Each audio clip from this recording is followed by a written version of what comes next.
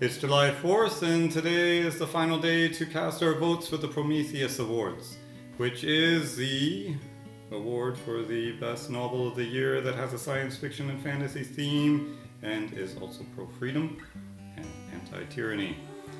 Number one, well, I'm going to go backwards because we have to vote for all five.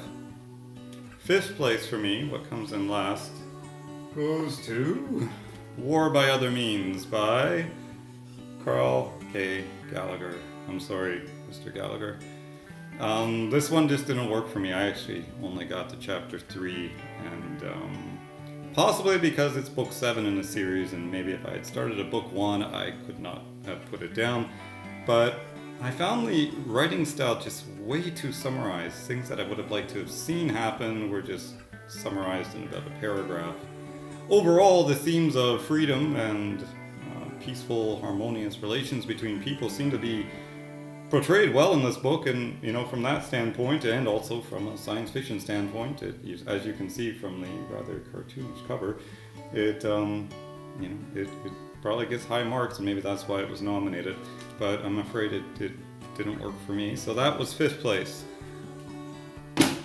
4th place, No Man's Land by Sarah A. Hoyt. This one, the writing was really good. I mean, I really liked the world, I liked the writing. The character's voice, Skip, was fantastic. I just felt, especially about halfway through, that the story was just spending too much time exploring this rather uncomfortable idea where there's a species that's genetically modified so that they all have both sexual organs.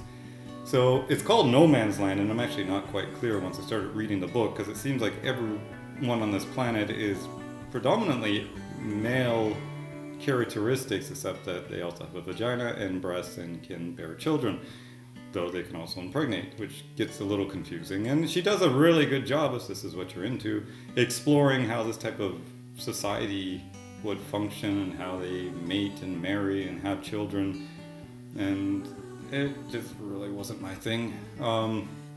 She did a really good job at it, though, and the fact that she kept me halfway through the book reading about this, is a testament to the quality of her writing and her story idea. I'm sure there's a whole bunch of people who just absolutely love this book, but I'm afraid it was 4th place for me. 3rd place,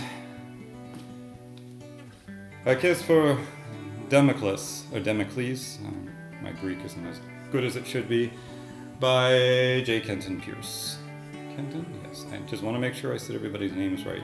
Especially this one where it involves this kind of satellite AI system that zaps anybody who mispronounces the author's name. Zaps anyone on the planet who has technology beyond, the steam engine, I believe. So the people on this planet are forced to live as if they are in the Wild West type time, except under the planet where they can, use high-tech iPad-like devices. The character's voice in this was fantastic. I really liked the character of Shy, and really unique way of speaking. Words made up, but you could understand them from context, so it was really fun. The world, the entire world, I really enjoyed. It kind of has a Firefly theme to it. The reason it didn't get a higher ranking for me, because I really would have loved to have made this one almost 1st place, because it didn't have so much about freedom versus tyranny. That starts to kick in near the end of the book. It was very much about individualism versus collectivism, which I did enjoy. But the main thing that started to get me with this book was it just spent a little too much time exploring the world and not enough on plot-driven action and so forth. When it did have really good plot story going, it was really good, and there's certain chapters in here where I was like just page turners. Others, it was just like, a whole chapter with a funeral service. It was interesting, but a funeral service with these kind of Yoda-like aliens, but so a little too much on the world building for my liking. I'm sure there's other people who would appreciate it. So 3rd place. 2nd place goes to Storm Dragon by Dave Freer. Now, this one almost got 1st place. I think I would have gave it first place if it was longer, because Mr. Freer, I think you chipped us on the ending there. It seemed like, the story was going, and then suddenly it was summarized in like one paragraph. All these things happened and the story was over. And I don't know, I felt cheated. Because I was really enjoying the story, the characters. It is a little anorexic, I think, on the writing style. And maybe that's because it was written for kids and they don't, have the vocabulary or get bored if you have too many descriptions or whatever. I would have preferred more description, a little more depth of character. I felt the two main characters were a little too similar, but otherwise it was real neat world, real fun idea. It's kind of a little like How to Train a Dragon meets Tom Sawyer meets Orson Scott Card's Ender's Game, something like that. So, but all very original, set on this island. It's definitely another planet, but it has quite more of a down-to-earth feeling. So I really enjoyed it. Almost got first place. Now, first place, and if you know what all the finalists were, you know what I'm going to pick up. But first place goes to, in my opinion, my humble opinion, Powerless by Harry Turtledove. Now, I don't know if this influenced it somewhat. When I saw all the nominations originally, this one jumped out at me, and it was the first one I read.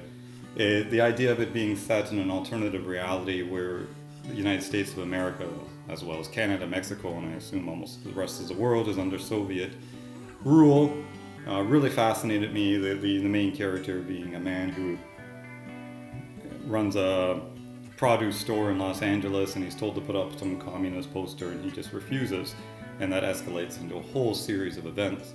I've written a full book review of this one. Actually, I've written book reviews of all of them. Some of them aren't online yet, but I'll include links below this video if I'm allowed to, depending on which platform, to the full reviews, or just go to my website or send me an email and I'll send you the reviews, or look on Goodreads.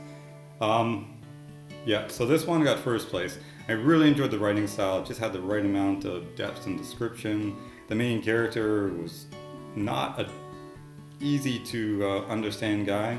I don't think he found himself easy to understand.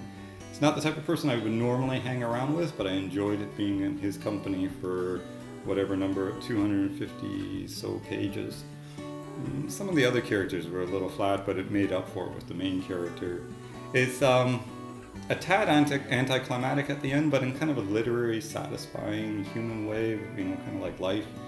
So, first place goes to Mr. Turtledove's Powerless, in my opinion. We'll see what the voting produces. Now, just as a caveat, I'd like to say that there were some other novels that were nominated that didn't get to be some of the finalists that I would have actually preferred as first place. So I'm going to do separate reviews of those. So if you want, subscribe to my website at blazingpinecone.com, where you can hear those reviews when I get them out. And if you want, you can also go there and find the reviews. Actually, go to blazingpinecone.com/Prometheus 2026, and I'll put there all the reviews of the books, links to all the reviews. All right, well, good luck to all the authors, and it's been fun. Even the did not finish books I did not finish. This is John Manley, blazingpinecone.com.